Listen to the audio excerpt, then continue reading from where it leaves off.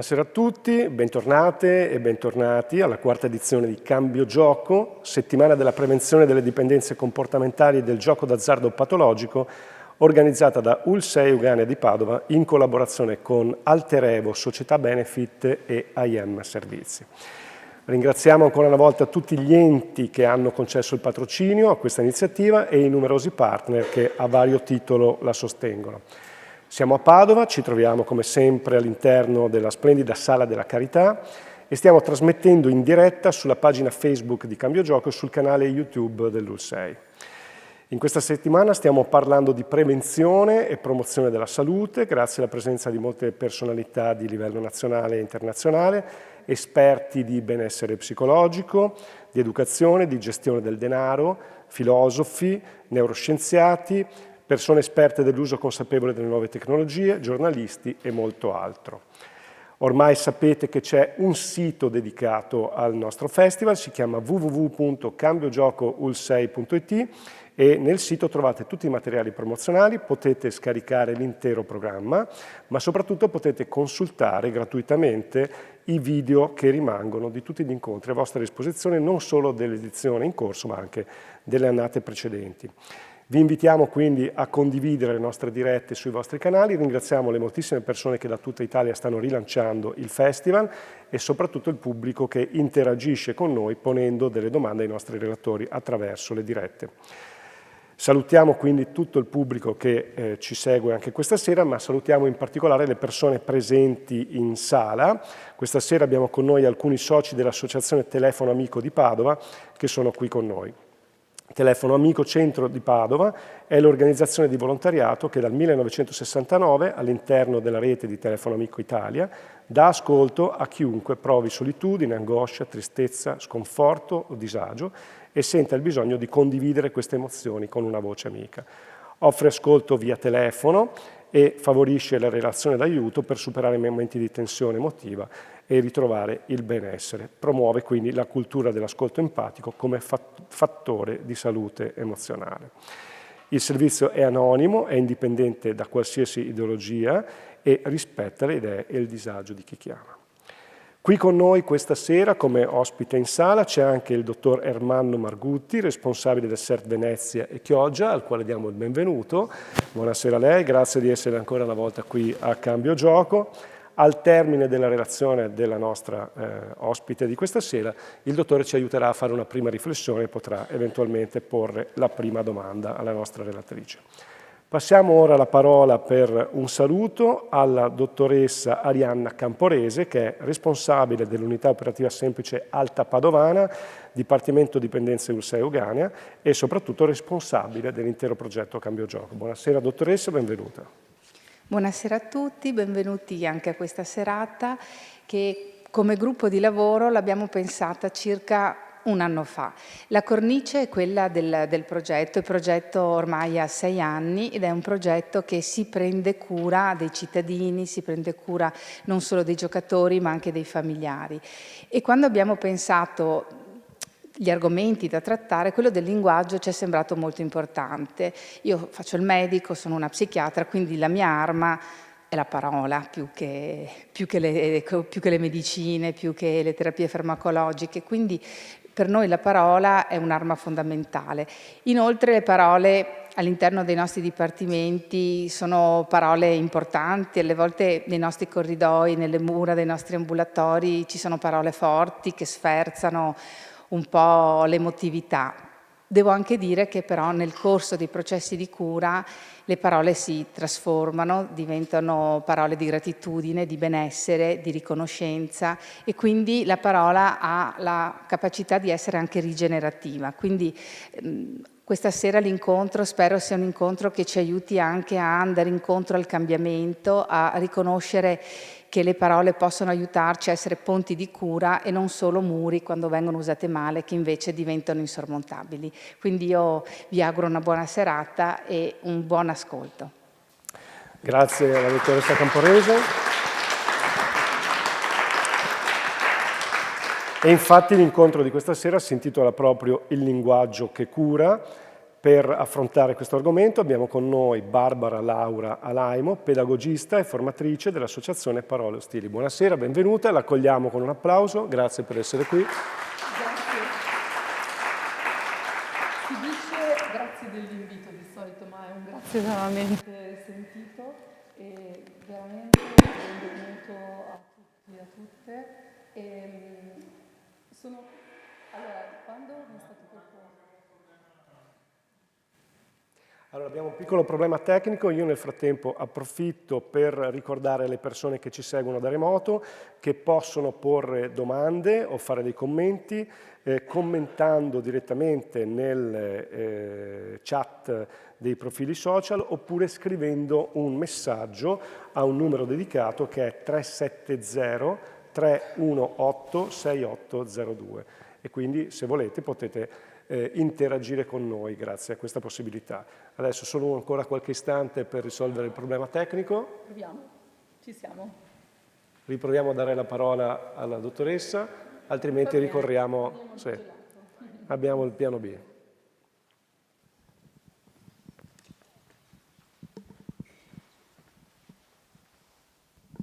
Grazie, così meglio. Metterà a dura prova la mia capacità di gesticolare perché ho troppi strumenti in mano. Fa niente. Allora, il linguaggio che cura. Quando mi è stato proposto questo intervento e questo titolo in particolare, una delle domande che ho fatto è stata: ma perché avete pensato proprio a noi di Parole Ostili, avete pensato proprio a me?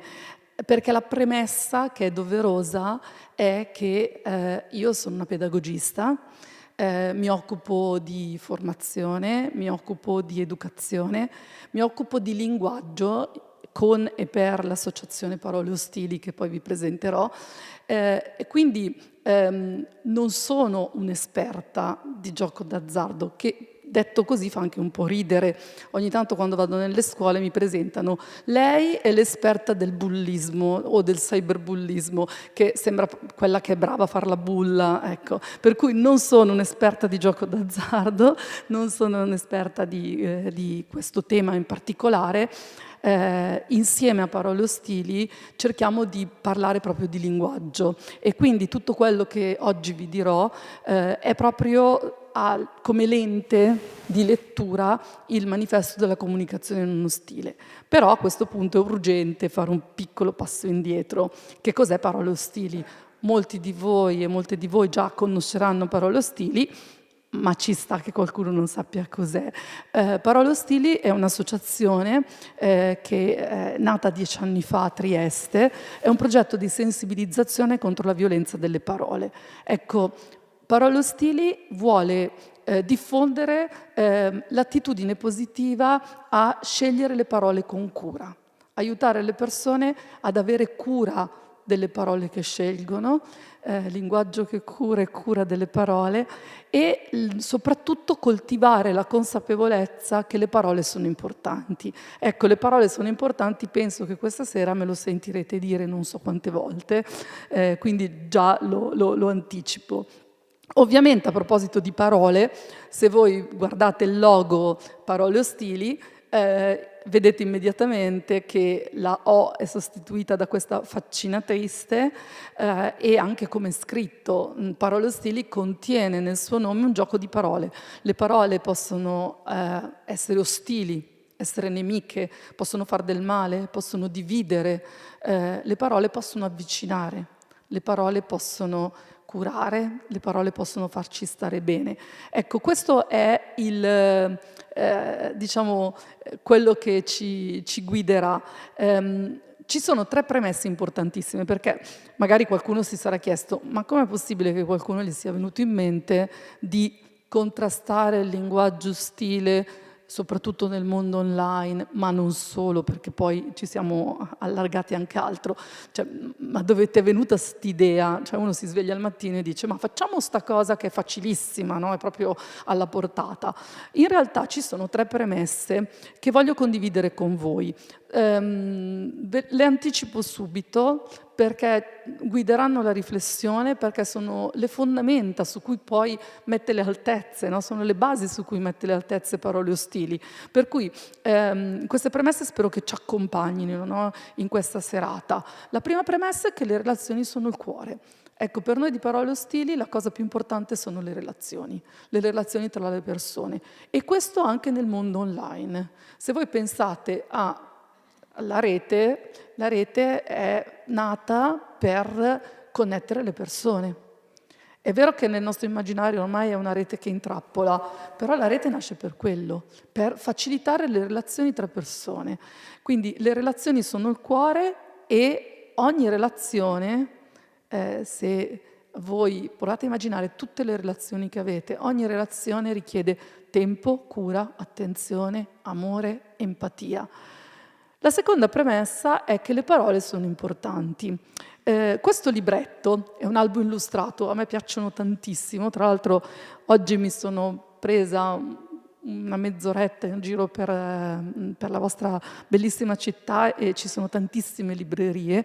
Ecco, questo libretto si intitola La grande fabbrica delle parole. È un libretto che racconta appunto la storia di questo paese in cui c'è questa grande fabbrica delle parole che sforna parole tutto il giorno. Il problema è che per parlare, per pronunciare le parole, bisogna comprarle. Bisogna comprarle e poi inghiottirle. Ovviamente penso che sia la cosa più antidemocratica che esista, però provate a pensare quanta cura avremmo delle nostre parole se dovessimo acquistarle per poi spenderle nelle nostre relazioni. Le parole sono importanti e noi siamo le parole che scegliamo di utilizzare. Le parole che scegliamo di utilizzare ci definiscono, raccontano chi siamo. La terza e ultima premessa è che la rete, per noi di Parole ostili, come anticipavo prima, è un luogo di incontro, è un luogo dove io posso fare esperienza di incontro con persone molto diverse da me. Per raccontarvelo uso questo neologismo, che è netili, che è l'insieme di due parole, network e family, e che è nato da un esperimento, diciamo così, durante l'ultimo Festival della comunicazione non ostile, appunto di Parole ostili. 400 persone hanno giocato a tavoli di lavoro intergenerazionali, per cui avevamo il più piccolo di 16 anni e il più grande di 84 anni, con ruoli completamente diversi, per cui studenti, studentesse, docenti, persone legate al mondo aziendale, insomma tutta la grande famiglia di Parole ostili. E la sfida era trovare, una sfida cooperativa, ecco, diciamo così, era trovare una parola che disegnasse un modo di relazionarsi nel futuro, che desse una speranza per il futuro. E da queste 400 persone è emersa questa parola, netili, la famiglia che ti scegli, fatta di amici, colleghi, vicini di casa, quella rete di supporto che si crea oltre la famiglia biologica, non che la sostituisce, la amplia. Ecco, allora le tre premesse sono queste, no? Le relazioni sono il cuore, la rete come luogo di incontro, le parole sono importanti. È certo che se uno dice bene, bellissime queste premesse, soprattutto applicate al mondo online, ma qual è il contesto del mondo online? La vostra esperienza di rete assomiglia, o di relazioni nella rete, assomiglia a quello che io vi ho appena raccontato? Beh, probabilmente mi direte non esattamente. Ecco, io ho selezionato alcuni post, alcune immagini prese dalla rete, alcuni articoli online. Potevo aprire i nostri computer, sfogliavamo e guardavamo, no, cosa mi riservavano i social oggi. Ho fatto una selezione. Beh, il contesto è quello della rete, quello in cui qualche tempo fa, a ottobre circa, viene scoperto, termine abbastanza curioso, poi ci torniamo, questo gruppo Mia Moglie. Perché dico scoperto è curioso? Se voi guardate, se spero non sia scritto troppo piccolo, gruppo pubblico. Per cui è un po' come, sapete, quando dici Cristoforo Colombo ha scoperto l'America era sempre stata là, no? Lui ci ha sbattuto contro. Questo gruppo era pubblico. Pubblico con, guardate quanti utenti, 31.000. Fate il conto, io vengo da un paesino che però esimio, visto che stamattina c'era un mio compaesano, e siamo 18.000, quindi io ragiono così, no? Il doppio del mio paese, per me è tantissimo, dove mariti, fidanzati, compagni, parenti mettevano foto delle proprie mogli, fidanzate, compagne, che erano inconsapevoli, attenzione, questo è molto importante, che erano inconsapevoli, con il suggerimento di cosa ne pensate, scatenatevi foto intime. E questo provoca una reazione, per esempio questa moglie, ho visto sul gruppo Facebook le foto del mio corpo nudo e sotto dei commenti agghiaccianti a diffondere quelle immagini è stato mio marito, ho provato ribrezzo, sconforto, paura. La rete è quel posto in cui accade una strage impressionante che penso che abbia fatto aprire l'anno di tutti noi con un peso, no?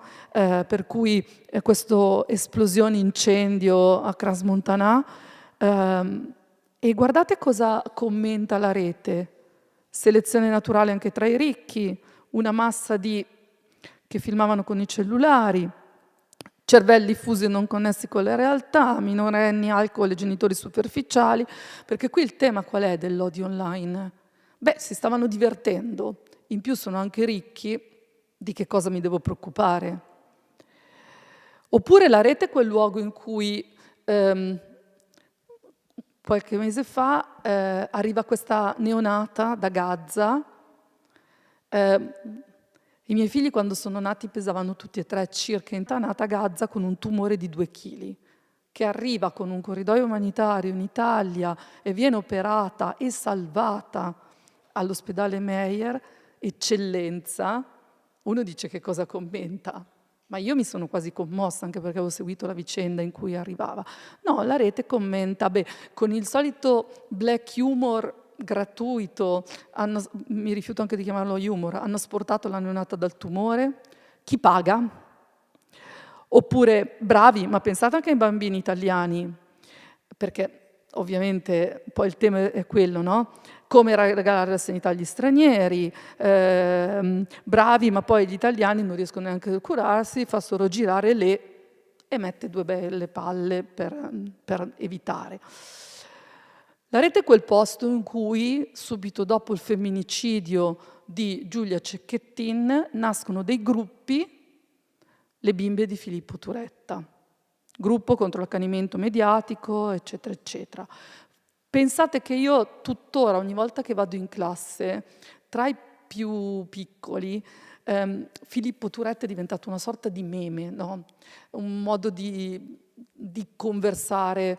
Poi il problema, le operazioni di meme alcune volte sono molto divertenti, altre volte poi vanno a togliere significato a qualcosa che ha un profondo significato e toglie dignità e rispetto a una persona che è stata uccisa in un modo che non riesco neanche a definire. La rete è quel posto in cui Laura Pausini canta l'inno per l'apertura delle Olimpiadi e il commento è soldi spesi a profusione anche per pagare quella cagna di Laura Pausini. Vi è piaciuto o non vi è piaciuto? Non è questo il tema. La rete è quel posto in cui, questa è la lettera di una mamma al Corriere, mamma di una liceale bullizzata, se parlo lei si chiude, se sto zitta la lascio affondare, con pubblicati gli screenshot, no, di qual è la chat di questa classe. Vi assicuro che io ne vedo a bizzeffe, per cui non sono particolarmente, non è una delle peggiori che mi è capitata, no? i commenti, no? Così non vediamo quella faccia da cessa, la bellezza l'agostata, scritto anche scorretto perché uno dei fili che collega tutti gli haters di qualsiasi età che normalmente non sono particolarmente erudite, no? Diamole il premio per la più sfigata della scuola, sparati, sapendo che 1 su 10 delle vittime di bullismo e cyberbullismo tenta il suicidio. Ecco, la rete è questo posto, per cui a questo punto probabilmente voi state dicendo bellissime le tue premesse, però me le sono già dimenticate, sei proprio sicura delle tue premesse? Sì, sono proprio sicura perché quello che ho visto e vi ho fatto vedere è sicuramente difficile e frustrante, però non ci deve fermare. Perché è difficile e frustrante e quindi cosa facciamo? Ci fermiamo a dire che schifo? La nostra presidente Rosy Russo, che è circa quarta fila, un po' lì in mezzo, con gli occhiali, a un certo punto, sfogliando, guardando i suoi social, scrollando i suoi social, un giorno dice proprio questo. Dice, io in questo mondo non ci sto bene. E a quel punto decide di mandare una mail a tutta una serie di persone, qualcuna la vedete lì, qualche volta lo riconoscerete, filosofi, politici, sociologi, pedagogisti, giornalisti, eccetera, eccetera, dicendo, beh, ma anche a voi non sembra che quest'odio online stia arrivando a dei livelli davvero preoccupanti, polarizzanti, soprattutto in un mondo in cui noi abbiamo fatto esperienza di una rete che rispecchia quelle premesse che vi ho raccontato prima. E allora, la faccio molto breve, da queste persone nasce l'idea del manifesto della comunicazione non ostile. Nasce l'idea di creare uno strumento che aiuti le persone a vivere meglio il mondo della rete, ad usare le parole con cura nelle relazioni online, ma nelle relazioni quotidiane. Il manifesto è molto semplice. Sono 10 principi, trovate il manifesto scaricabile su paroleostili.it. Non sono regole, non sono comandamenti, persona. Cerca di assumersi in prima persona. Dopo questo manifesto sono nate altre 8 declinazioni di manifesto, con l'intelligenza artificiale l'ultimissimo, per lo sport, per la pubblica amministrazione, per le aziende, manifesto a comunicazione non ostile e inclusivo, c'è un manifesto per i più piccini, per cui parlo scuola dell'infanzia, primissimi anni della scuola primaria, per la politica e per la scienza. Ecco, il manifesto è stato tradotto in 42 lingue, firmato da oltre 500 comuni e oltre 250 parlamentari di tutti gli schieramenti politici hanno firmato il manifesto, più aziende, istituzioni, società sportive, associazioni e via dicendo. Qui qualche riconoscimento che abbiamo avuto e qualche firma, diciamo, di peso. Presidente del Parlamento europeo David Sassoli firmò il manifesto, cerimonia congiunta in cui Beppe Sala e la sindaca Appendino firmarono il manifesto. Il manifesto ricevuto da Papa Francesco, da Rosy lo dà Papa Francesco e riceve anche la medaglia, il festival riceve la medaglia di rappresentanza del Presidente della Repubblica. Ecco, gli ambiti di intervento nostro sono questi, no? Corrispondono poi ai manifesti, aziende, scuola, sport, intelligenza artificiale, scienza, pubblica amministrazione, politica, inclusione. Potete immaginare tanto scuola, ma anche tante aziende. E allora, cosa ci dice tutto questo al tema che noi affrontiamo? Beh, ci dice che appunto le parole sono importanti e vediamo, no, come il manifesto ci può guidare come lente di ingrandimento attraverso i suoi principi ad affrontare questo tema da un punto di vista proprio del linguaggio. Come può questo linguaggio allontanare o aiutare per sostenere poi dei processi dopo pranzo, no? Insomma, normalizza, banalizza, fino a quando non diventa troppo e allora abbiamo, non so, l'incubo di Fagioli, non ho i soldi, ti faccio smettere di giocare, con tutto quello che è successo poi, con gli insulti anche ai familiari. Per cui notare anche il linguaggio giornalistico, Lady Fagioli, che nient'altri è che la fidanzata del giocatore Fagioli, insultata sui social e deve chiudere tutti i suoi social. poi tutte le curiosità ancora sui VIP che convivono con il demone del gioco d'azzardo, e poi compro il biglietto della lotteria e do una vita migliore ai miei figli, oppure i pacchi, no? Affari tuoi, no? E mi hanno detto di non tornare a casa a mani vuote, invece ho perso tutto. Però attenzione, no? Record di vendite, no? Con la lotteria, ma attenzione, se tu sei una persona qualunque, caduta in rovina col gioco d'azzardo e sfrattata, deve lasciare anche l'auto dove vive, deve lasciare anche l'auto dove vive coi suoi 3 cani.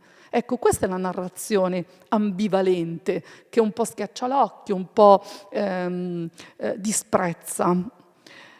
E poi c'è il linguaggio quotidiano. Avete mai pensato quante parole sono dentro al linguaggio quotidiano? Io non ci avevo pensato fino ad oggi e le ho messe lì un po' quelle che mi venivano in mente, no? Ci scommetto, punto tutto su questa cosa. Riprova e sarai più fortunato. Giochiamo a carte scoperte, mi gioco il tutto per tutto, il cavallo vincente. Provate a pensare a una canzone poker face, è un termine molto diffuso tra i più giovani, no? Per cui è anche quando è dentro nel nostro linguaggio quotidiano è un po' sdoganato, no? C'è un po' questo tema di fortuna, su cui potremmo discutere a lungo, no? Però mi sono dichiarata non esperta, per cui forse è meglio parlare di probabilità, però e qual è il problema di tutte queste parole? Che le parole danno forma al pensiero, come ci ricorda Principio 3. Mi prendo tutto il tempo necessario a esprimere al meglio quel che penso. Partiamo da questa parola, prendiamoci il tempo. La prima parola che io ho incontrato parlando di questo, andando a guardarmi qualcosa su questo tema, è ludopatia. Però questa parola qui è un po'... cosa ci fa pensare? Ludos, gioco, ha una parte proprio di divertimento, no? Il gioco è una cosa bella. Patia, no? Per cui un gioco patologico, per cui è una malattia.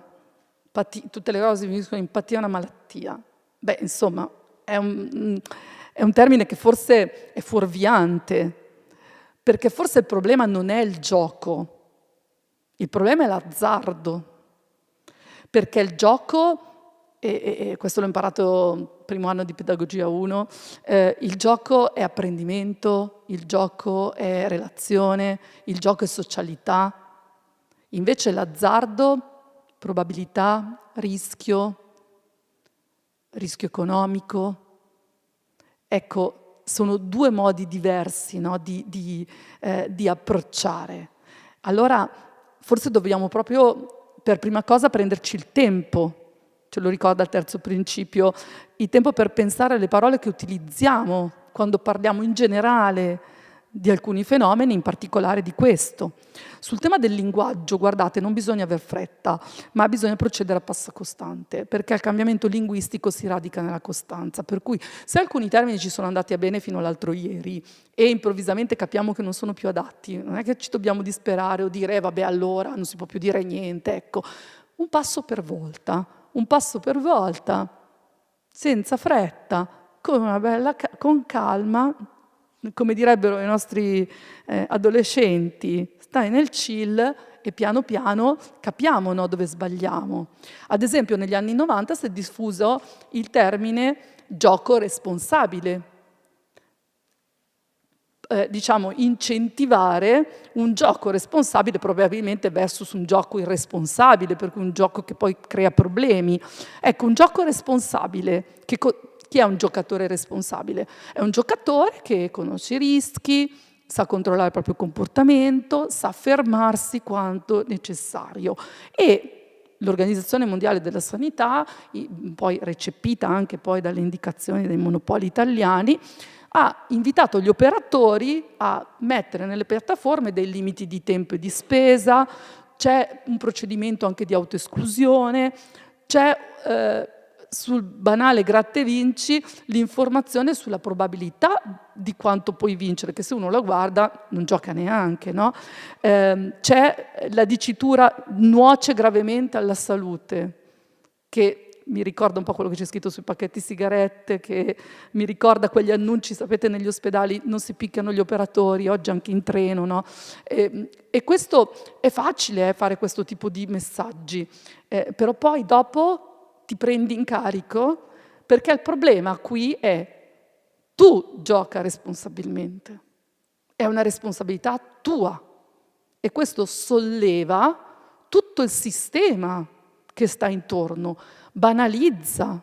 Ora, non è il mio ruolo, meglio di me potrebbero raccontare qui tutti gli esimi psichiatri, psicologi, ma se io sono a dieta e ho davanti una torta e la mangio, probabilmente dobbiamo andare ad agire su altro piuttosto che dei disclaimer.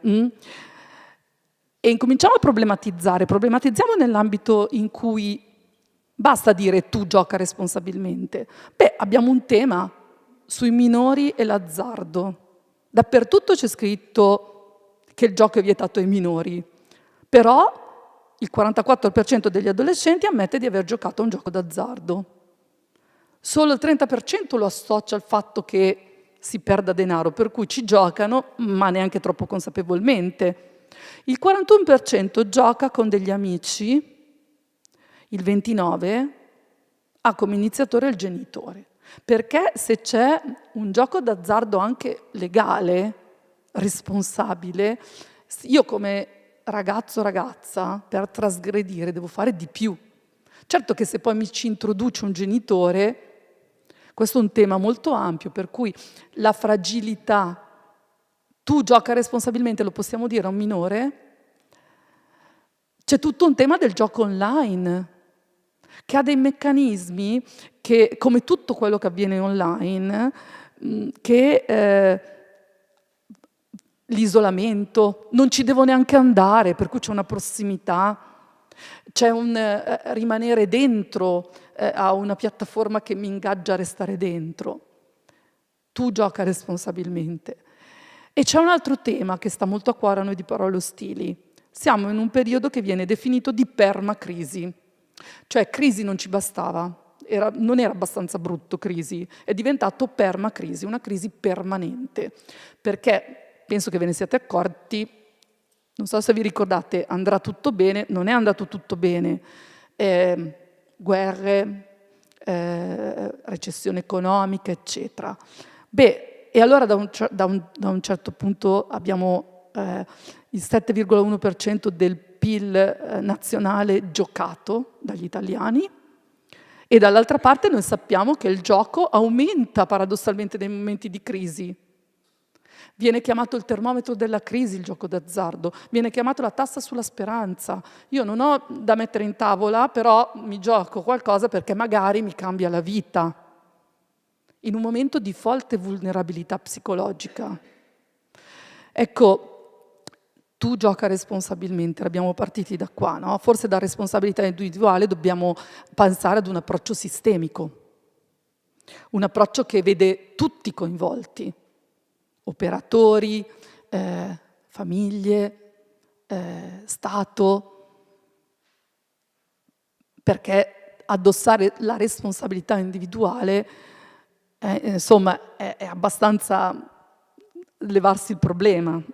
Anche perché sappiamo che i danni del gioco d'azzardo non sono solo sulla persona. Prima discutevamo, coinvolge altre 6 persone oltre al giocatore, i dati più recenti che ho letto io oggi, 8, va bene, però coinvolge molte più persone che la persona che gioca. E allora qui c'è il tema degli operatori, delle famiglie, delle istituzioni che devono essere coinvolti, devono fare una rete di protezione. Perché le parole hanno conseguenze. So che ogni mia parola può avere conseguenze piccole o grandi. Le parole non sono mai soltanto parole. Provate a pensare cosa vuol dire definire una persona giocatore incallito. Oppure definire una persona scommettitore. Vabbè, giocatore incallito ti inchioda lì. Scommettitore, vabbè, ormai è entrato un po'. Facciamo una scommessa, è entrato nel linguaggio colloquiale, oppure ancora il vizio del gioco, l'abbiamo già detto prima, malati di ludopatia. Vedete come queste parole continuano a bilanciare tra un ti inchiodo in quella cosa che non ti dà speranza e sì, però tutto sommato magari non è grave, no? Per cui c'è questo oscillare tra una definizione che alimenta la vergogna e, vabbè, volemo bene, no? Cioè, ma sì, ci sono cose più importanti. Il problema è che le parole non sono mai soltanto parole. L'ottavo e il nono principio lavorano proprio sul tema del linguaggio e delle persone. Le idee si possono discutere, le persone si devono rispettare. Non trasformo chi sostiene opinioni che non condivido in un nemico da annientare. Gli insulti non sono argomenti. Non accetto insulti e aggressività nemmeno a favore della mia tesi. Qual è il problema? È quando le nostre parole comunicano uno stigma, quando le nostre parole alimentano un vissuto di vergogna che non permette alle persone poi di chiedere aiuto, di aprire quella rete che abbiamo visto prima. Perché gli stereotipi, quello che io penso, quello che io mi sento dire tante volte, anche inconsapevolmente, dai media, dai giornali, diventano un qualcosa che io sento. Vedete anche i miei gesti, no? Penso, sento, diventano un'emozione. E le emozioni hanno proprio questo compito, muovono, per cui poi discriminano. Questo è il processo, no, della discriminazione e dell'esclusione. Stereotipo, pregiudizio, discriminazione. Proviamo con alcune parole. La parola giocatore. A cosa l'associate? A me, vabbè, io sono una patita di calcio, purtroppo ognuno ha i suoi difetti, mi viene in mente il giocatore di calcio. Giocatore è anche una cosa divertente, bella, no? Dovremmo giocare un po' più tutti, no?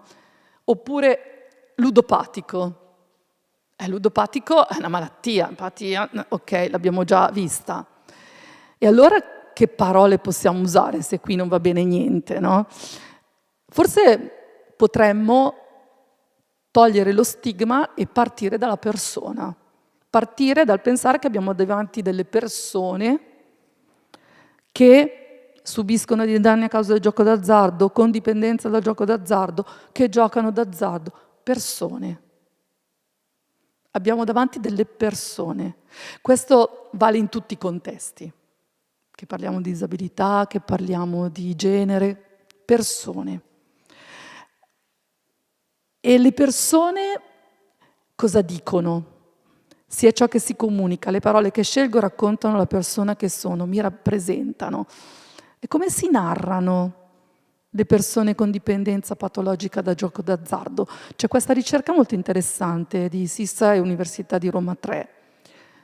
Si narrano come delle persone che non hanno una dimensione del futuro. Questa cosa mi tocca molto, perché riguarda tantissimo anche gli adolescenti che hanno, nelle loro narrazioni in questo momento storico, fanno fatica a vedersi nel futuro. E chiaramente questo apre poi a problemi non in modo non causa-effetto, attenzione, non voglio essere semplicistica, però è chiaro che in un momento in cui io faccio fatica di proiettarmi nel futuro, poi sono più soggetto a tutta una serie di fragilità. Si narrano in un continuo rimbalzo tra io, anche un po' io onnipotente, e delle forme passive, per cui io posso fare qualcosa, però io no, io subisco questa cosa. E hanno fatica a raccontare le proprie emozioni. Detto in altre parole, non hanno parole per raccontarsi, che nel processo terapeutico diventa invece trovare le parole per. Per cui le parole sono veramente molto importanti.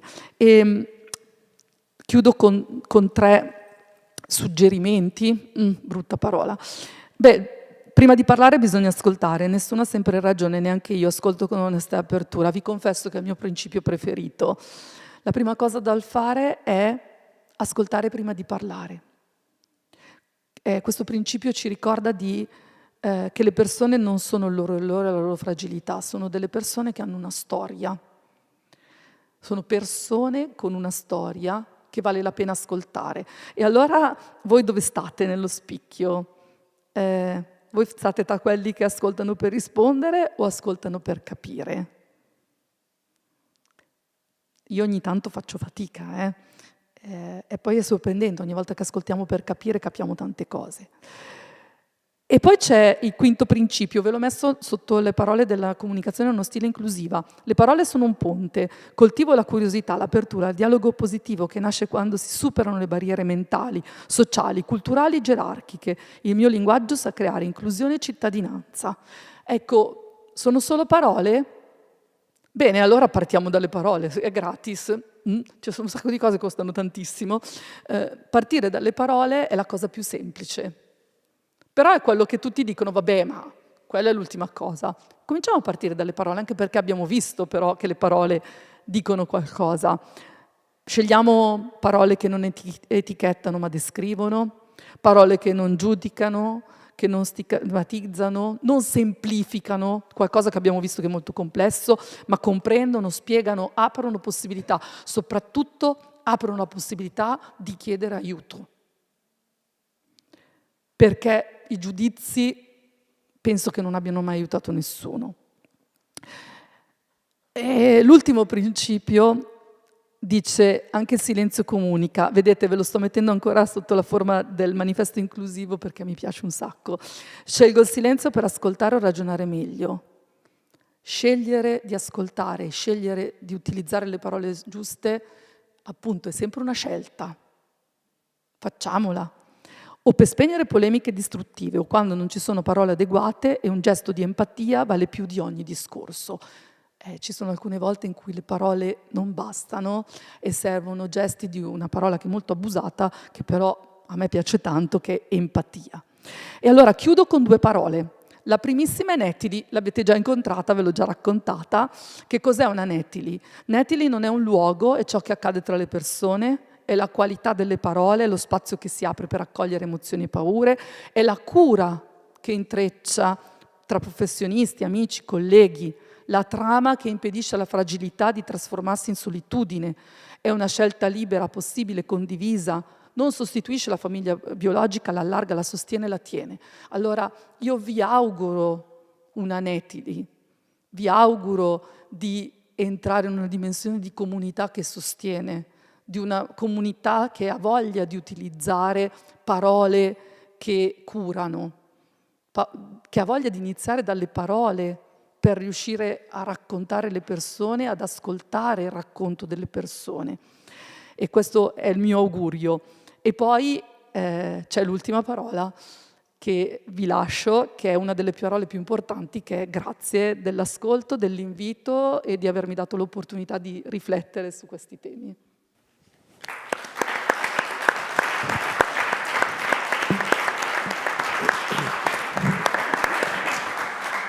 Grazie, ovviamente che noi di riflesso le rimandiamo. Adesso c'è come sempre un po' di interazione con il nostro pubblico da casa, abbiamo già ricevuto diversi spunti interessanti, però io vorrei lasciare la parola per primo al dottor Ermanno Margutti per un primo commento, una prima domanda. Ah sì, c'ho il microfono. Lei è microfonato, lei è a posto. Facilitavo. Chiaramente grazie alle parole.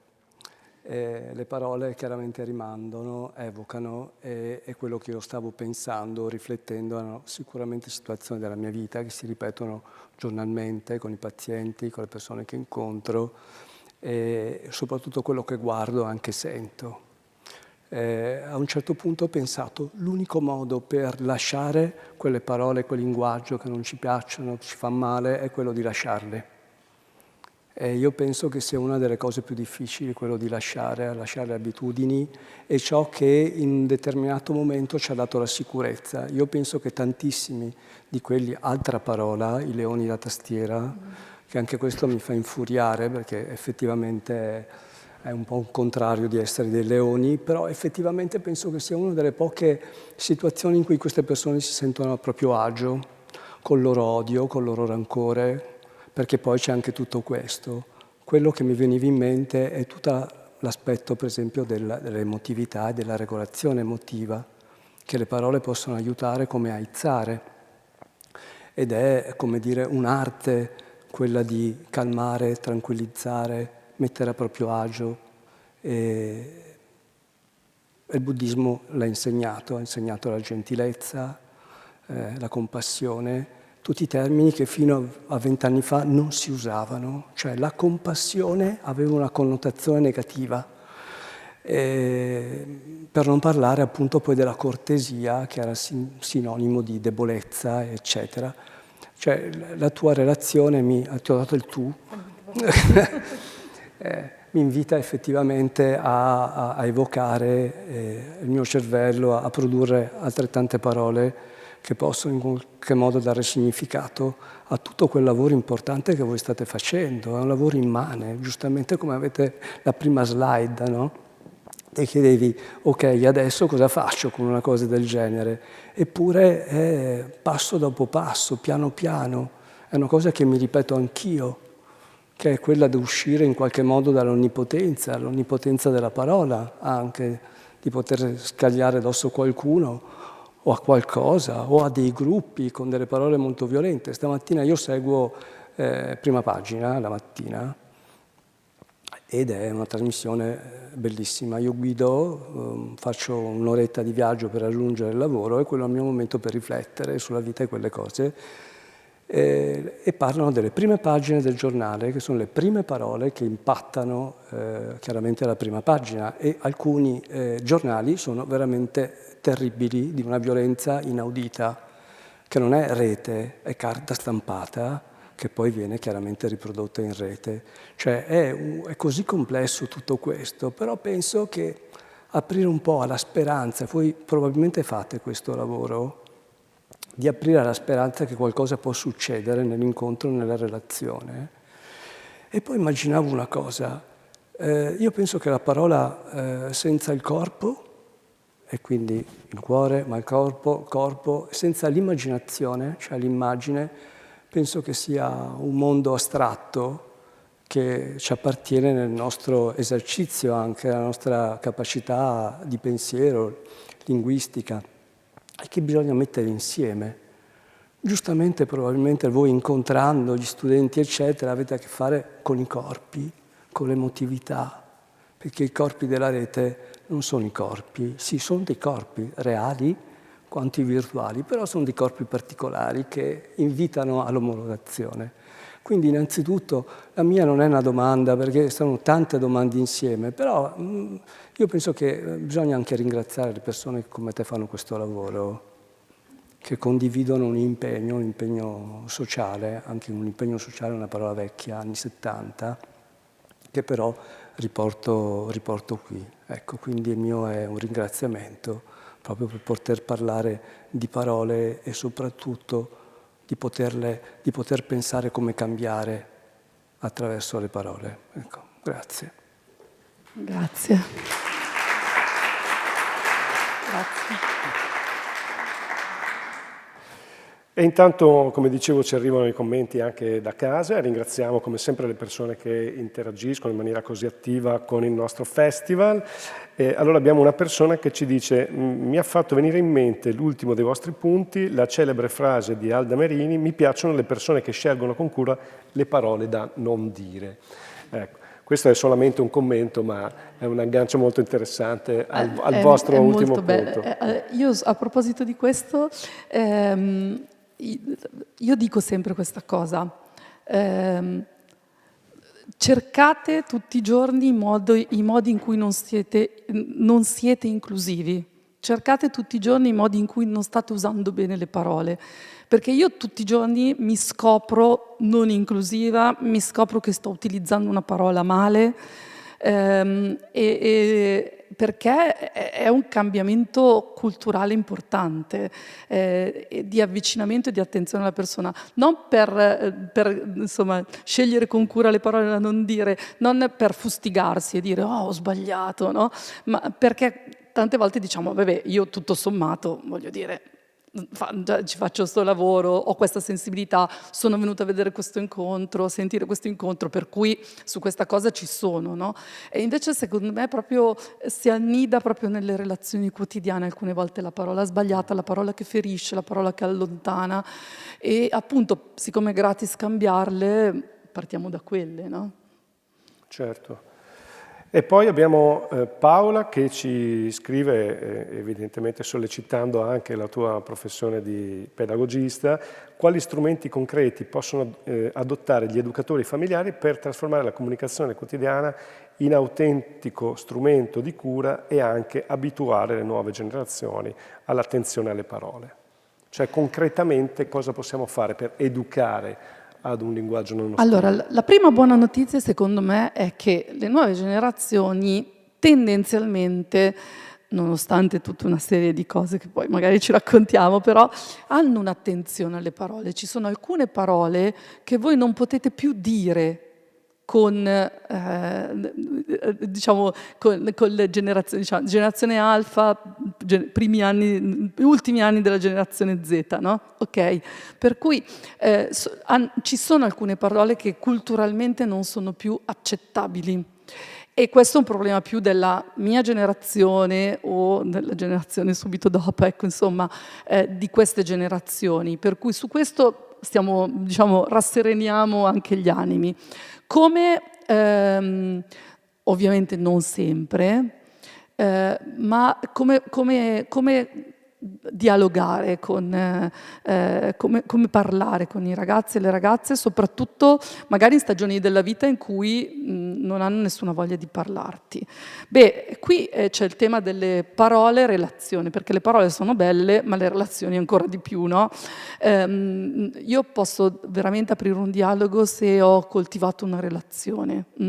Io non posso dire a mio figlio vieni qui, siediti e parliamo, no? Cioè, prende, va, ok, magari gli racconto che cosa ho fatto io, magari parliamo, non so, passa una notizia al telegiornale, se ne discute.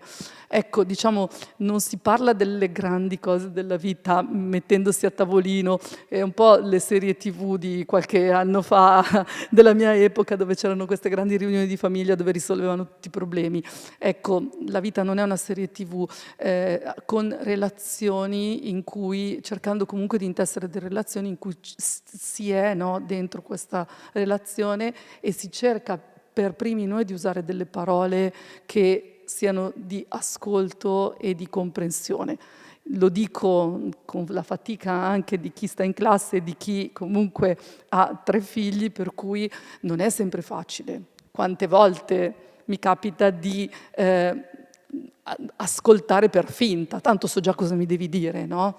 Ecco, un po' l'invito è quello, cercare di ascoltare, soprattutto di ascoltare i figli reali che abbiamo di fronte, le figlie reali che abbiamo di fronte, non quello che noi ci aspettiamo, quello che vorremmo, eccetera, eccetera. Allora abbiamo dei commenti alla diretta. C'è Maria Teresa che ci dice molto interessante: nella scuola dell'infanzia in cui lavoro parliamo sempre ai bambini di parole cerotti, parole ruvide, eccetera. Le parole vanno oltre e loro recepiscono molto bene. Noi parliamo di parole appuntite e parole piumate, quindi siamo vicini, sì. Sì. Sì. E Maria Teresa dice però loro sono molto sensibili a questa cosa, la capiscono molto bene. Il problema è come fai poi dopo a dimenticartelo nel corso della vita, è quello il problema. Ecco, poi Loredana ringrazia, dice molto interessante, e poi Raffaella chiede: ma un comune cosa deve fare per adottare e firmare il manifesto? Allora, se trovate tutte le informazioni sul sito di Parole Ostili, ma tendenzialmente il comune può firmare con una delibera di consiglio e una delibera di giunta, e normalmente questa è un po' la procedura, poi si viene supportati anche da Parole Ostili. Ovviamente la firma del manifesto è un momento molto importante per il comune, non deve rimanere un atto vuoto, perché firmare un manifesto può sembrare semplice, ma poi significa che nella vita delle istituzioni, del comune, eccetera, comunque mi impegno, appunto un impegno in prima persona, mi impegno a farlo diventare qualcosa di reale, no, nella vita quotidiana. E quali sono le buone prassi o le esperienze che voi avete raccolto di questa applicazione pratica che dà abbiamo molti continuità al comuni manifesto? che hanno firmato il manifesto, poi hanno fatto magari delle azioni per la cittadinanza. Ma mi ricordo una cosa, tantissime esperienze, però non so, mi ricordo un piccolissimo comune che ha firmato il manifesto e poi ha invitato tutte le associazioni del territorio e a ognuno, abbiamo fatto un piccolo momento formativo, a ognuno ha consegnato un manifesto, non so, chi si occupava magari di migranti, eccetera, ha consegnato un manifesto di inclusione, alla società sportiva, al manifesto dello sport e via dicendo. Poi tanti fanno magari delle azioni nelle scuole. Abbiamo dei grossissimi comuni che hanno fatto formazione sul manifesto della pubblica amministrazione a tutti i dipendenti comunali, per cui abbiamo dovuto fare 2 teams, perché sì, formazione, sì, di solito alcuni magari hanno fatto anche delle, non so, panchine oppure delle attività magari con particolari, diciamo anche visibili, per cui ci sono veramente 1000 modi poi per applicare il manifesto. Certo, qui abbiamo Grazia che approfondisce veramente il tema perché chiede cosa ne pensa dell'esperienza familiare in cui il linguaggio è offensivo, denigrante, violento sin dall'infanzia, esperienze che poi sono traumatiche al punto da portare anche le persone a sviluppare dipendenze patologiche, cioè fa proprio un legame tra un linguaggio violento assorbito fin da piccolo e lo sviluppo anche di problemi gravi. Qui più che la pedagogista dovrebbe parlare la psicologa, la psichiatra, ma chiaramente il dottore. Chiaramente è ovvio che se io vengo cresciuto con delle parole svalutanti, etichettanti, sminuenti, probabilmente non starò così tanto bene. Poi sappiamo sempre, per fortuna, che la vita non funziona causa-effetto, però sicuramente quella cosa è una cosa che dovrò guardarmi nella mia esistenza e o ce ne faccio qualcosa oppure diventa qualcosa che agisce in me, per cui sicuramente le parole che riceviamo da piccoli sono molto importanti e guardate, quando noi andiamo nelle classi, spesso i ragazzi e le ragazze riferiscono offese, messaggi svalutanti da parte di adulti e questa è la parte più difficile da lavorare perché si impara con l'esempio e quando noi adulti facciamo fatica in questo linguaggio poi non possiamo pretendere che i ragazzi invece siano perfetti, no? Per cui questa è la parte veramente più faticosa. Difatti c'è questa cosa, anche le domande, non so se avete notato, c'è sempre l'idea che il manifesto, come facciamo per insegnarlo ai più piccoli? Come facciamo perché facciamo fatica a dire, va bene, il manifesto prima di tutto è per noi adulti e incominciamo a lavorare su di noi. Poi la portata io faccio la pedagogista di lavoro, la portata educativa del manifesto per me è evidente. La community di insegnanti che noi abbiamo è una delle più corpose, come potete immaginare, però invito a farlo parlare a sé prima di tutto. Certo. Dottore, anche a lei lancio questa domanda che era molto chiara, premesso appunto, come è stato detto, che non ci sono legami causa-effetti, ma c'è effettivamente anche questa componente, lei la riscontra nelle persone con cui lavora? Sì, certo. Cioè, ognuno di noi arriva da una propria storia e soprattutto una storia familiare e soprattutto una primissima storia familiare che sono i primi anni di vita. Sono anni in cui ci condiziona solo l'aspetto relazionale, certo, psicologico anche, ma soprattutto neurologico, e sono gli ultimi lavori di neuroscienze affettive, che dicono che se abbiamo avuto un attaccamento, quindi i primi anni di vita sicuri, in cui noi ci possiamo veramente affidare a qualcuno che ci permette di crescere, il nostro cervello si sviluppa in un modo che tende alla connessione, quindi alla relazione. Se invece tutto questo non avviene, il nostro cervello si modula e si sviluppa sulla minaccia. Ecco che quindi viene molto naturale essere sempre in questa situazione di attacco e fuga. E da lì il linguaggio violento e i gesti violenti. E quindi c'è tutta una storia. Cioè adesso, chiaramente stiamo parlando di linguaggio, ma pensate per esempio alla manipolazione del linguaggio, che sono menti molto sottili, molto intelligenti e che sfruttano la loro intelligenza per manipolare l'altro, che è l'aspetto questo deleterio del linguaggio. Così anche l'empatia al negativo, cioè io so quello che stai pensando come sei per poterti manipolare e per poterti attaccare. Sono dimensioni queste che effettivamente ci danno la sensazione proprio che è qualcosa di veramente complesso. Possiamo farlo complicato quando non ci mettiamo a pensare, a riflettere. E ritorna complesso invece quando diciamo ok, ci sono tante cose che dobbiamo prendere in considerazione, che non è, come dire, facile, però dobbiamo essere anche leggeri. Cioè, come dire, come possiamo immaginare, e quindi l'immaginazione, un apprendimento un po' più facile, un cambiamento un po' più facile, stavo dicendo easy, ma tacchete, non con gli inglesismi, ma quello che appunto io mi immagino, sto pensando, dicevo sempre, adesso vado in pensione e voglio diventare un immaginatore, cioè quello di dedicarmi veramente a immaginare un mondo migliore con le persone con cui coabito e convivo, perché di fatto poi alla fine siamo sempre immersi nella relazione. Cioè il nostro cervello è programmato per la relazione. Se tutto questo non avviene, veramente è un cervello che si ammala, oppure che tende all'isolamento e quindi di non essere in una situazione di apprendimento, di cambiamento. E questo ci parla appunto di neuroplasticità. Io oscillo sempre dalla relazione, alle neuroscienze, a tutto quello che ci permette effettivamente di pensare come cambiare per il meglio il nostro mondo. Il mio, quello con le persone che condivido.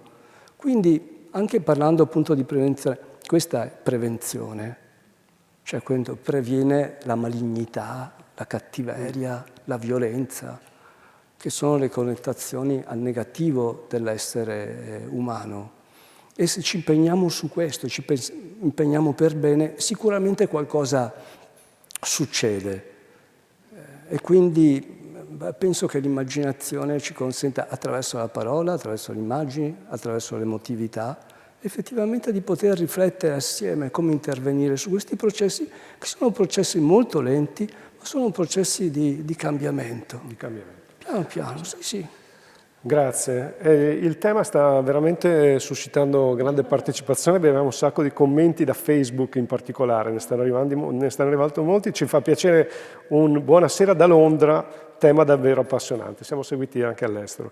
E poi c'è Ippolita che testimonia il manifesto delle parole non ostili, ci sta accompagnando durante quest'ultimo anno della scuola primaria e sta offrendo diversi spunti di riflessione, quindi una conferma del fatto che c'è una diffusione. Probabilmente il bisogno che avete sentito voi di creare questo manifesto ha fatto emergere un bisogno latente, presente ormai da tante parti. Secondo me anche questa cosa, no?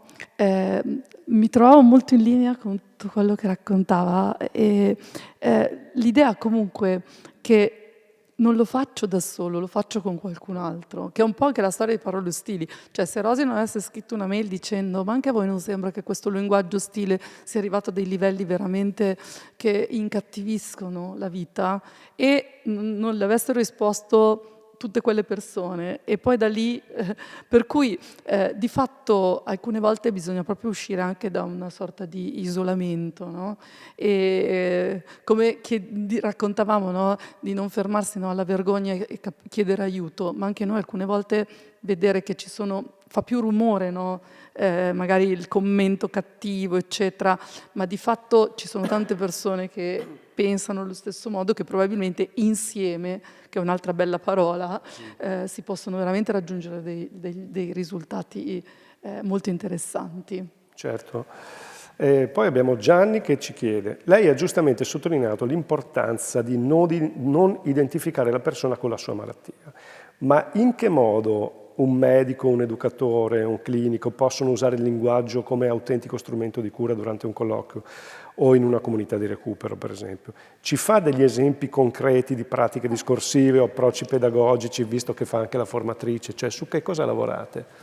Ma io penso che prima di tutto, ma penso che le persone che lavorano all'interno di questi servizi sono professionisti della relazione e quindi sono professionisti poi del linguaggio dei loro settori, per cui io non so fare degli esempi concreti, ma di fatto io so che incontro prima di... Io lavoro con quella categoria di persone, so che ognuno è un individuo con una sua storia, un suo vissuto e io ti vengo incontro. Secondo me uno dei punti fondamentali è anche quando una persona che vive una fragilità o in un momento di fatica magari non è in grado di esprimere un suo bisogno o non lo vede neanche, e alcune volte le sue parole sono di accusa, sono violente, feriscono, offendono. L'operatore ha dei vari settori ha la capacità, perché è formato, perché è supervisionato, di andare a vedere dietro quella parola non il giudizio nei tuoi confronti, quanto il bisogno che l'altra persona sta esprimendo con le parole che è in grado di utilizzare in quel momento. Poi piano piano si lavorerà anche sulle parole che utilizza ognuno per poi sapere esprimere i bisogni. Se ci pensate bene, nella vita quotidiana, nelle prime pagine dei giornali, la maggior parte, questo non l'ho detto io, l'ha detto Rosenberg molto meglio prima di me, le persone giudicano, offendono, feriscono, ma perché non sono più capaci. Ritorniamo ai nostri bambini alla scuola d'infanzia, loro lo sanno fare, non sono più capaci di esprimere i loro bisogni. E allora che cosa faccio? Accuso, aggredisco, ti faccio del male, perché non sono in grado di dirti guarda, io ho bisogno di questa cosa.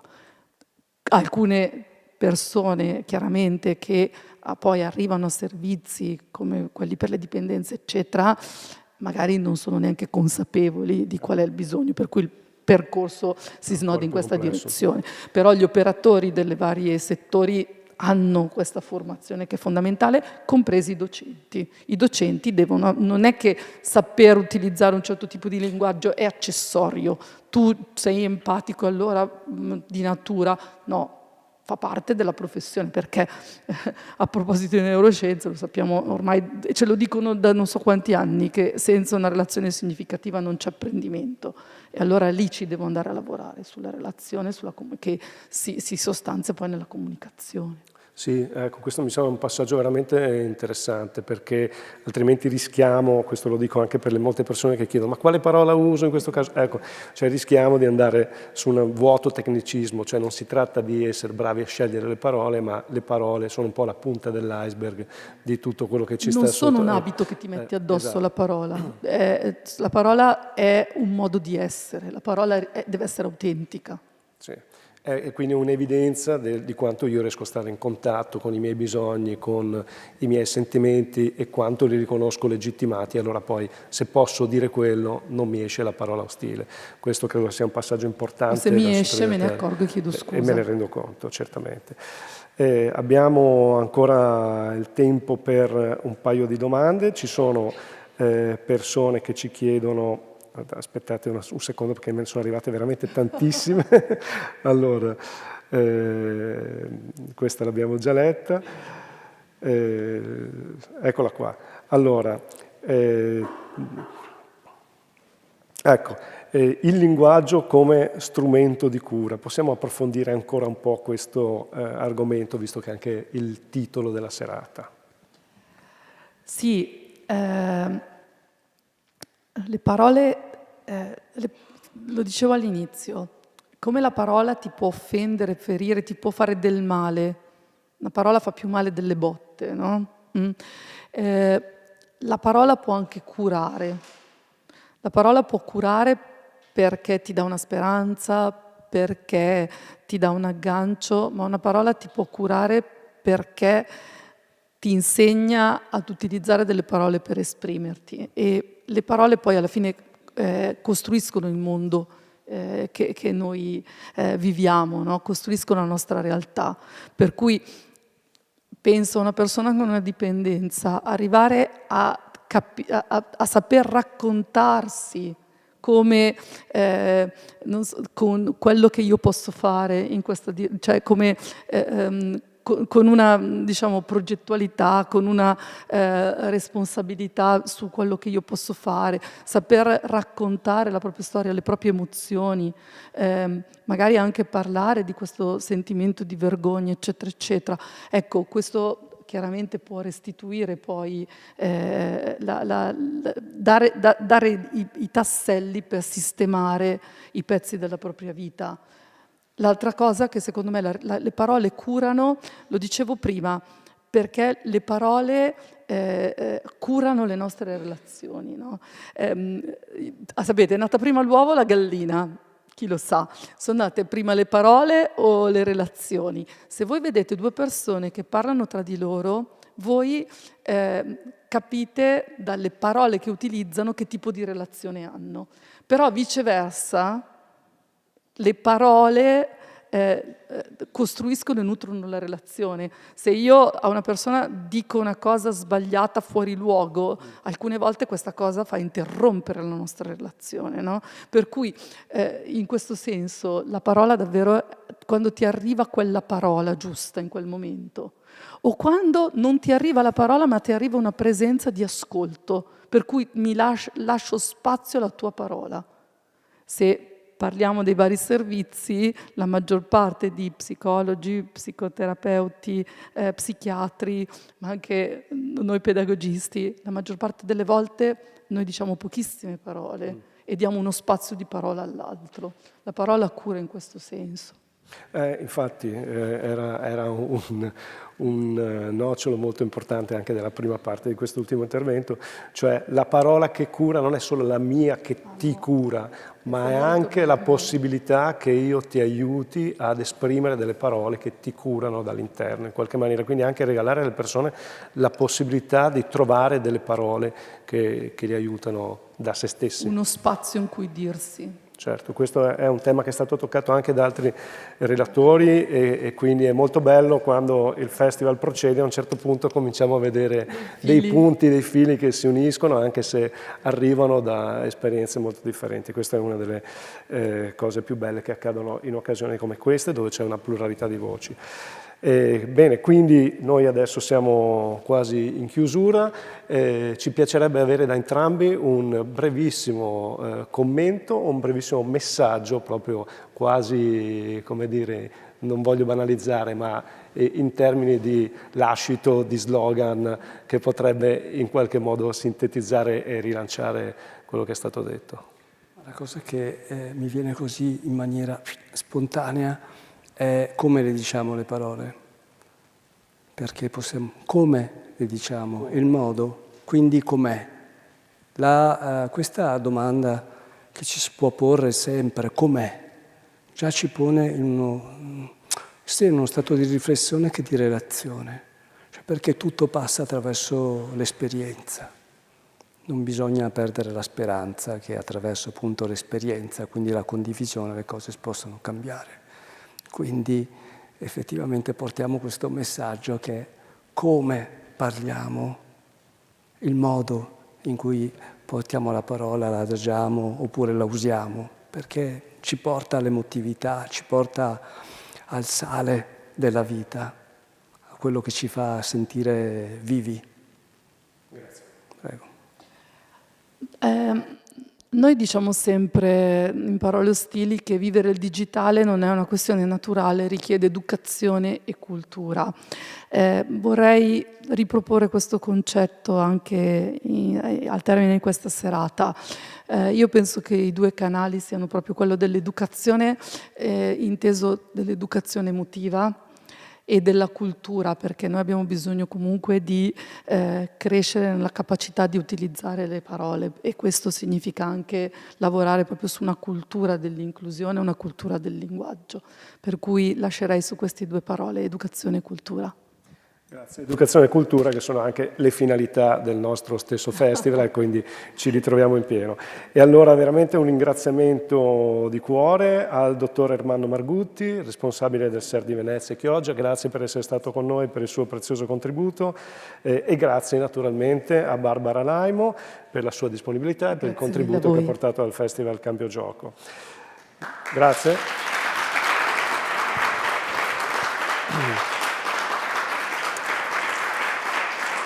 Andiamo quindi in chiusura di questa terza giornata, ma vi ricordiamo che il programma di Cambio Gioco continua, lo potete trovare su www.cambioGiocoul6.it.